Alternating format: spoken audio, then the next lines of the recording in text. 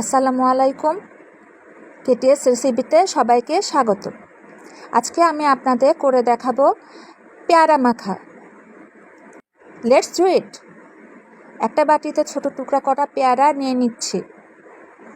আমি পেয়ারাগুলো অফ ক্যামেরায় কেটে রেখেছিলাম। চটপটির মশলা দিয়ে দিয়েছি, চাট মশলা দিচ্ছি, এখন চিলি ফ্লেক্স দিয়ে দিলাম,